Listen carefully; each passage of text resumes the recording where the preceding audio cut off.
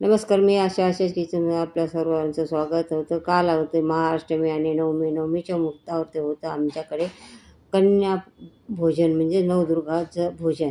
तर त्यासाठी मी सकाळी लवकर म्हणजे दरवाजा स्वच्छ करून असे रांगोळी काढलेली, दरवाजामध्ये फुलांचा सडा घातलेला.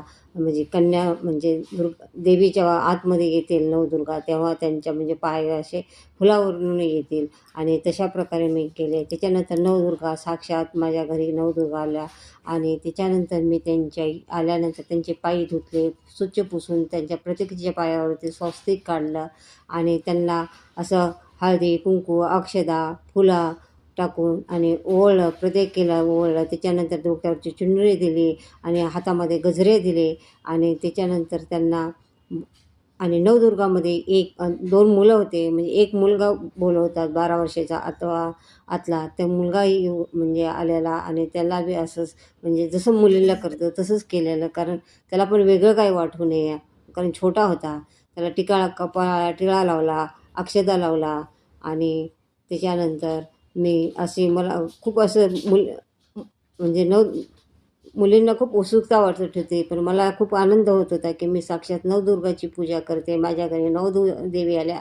मुली म्हणजे मिळणं बी ह्या पिरियडमध्ये नवरात्रामध्ये खूप कठीण असतं, पण मला मिळाल्या आहेत आणि त्यांना जसं जसं म्हणजे एक एक वस्तू म्हणजे त्यांना लहान मुलीला एवढं समजत नसतं, पण तसं तसं त्या खूप खुश होत होत्या. त्यांना नवल वाटत होतं आणि त्याच्यानंतर त्यांना भोजन दिलं. आनंदाने भोजन केलं. जाताना त्यांनी माझ्या अक्षदा माझ्या ह्याला केलं, पाठीवर थपथप करून मला आशीर्वाद दिला आणि देताना मी त्यांना शृंगार सामुग्री त्यांच्या हातामध्ये दिली आणि जाताना त्यांनी मला तुमचं कल्याण हो असा आशीर्वाद दिला आणि मीही आनंदी होते आणि आमच्या घरातही सगळेजण आनंदात होते आणि सगळ्यांनी आनंदाने भोजन करून आनंदाने जे शृंगार सामुग्री होती ते स्वीकार केली आणि आनंदाने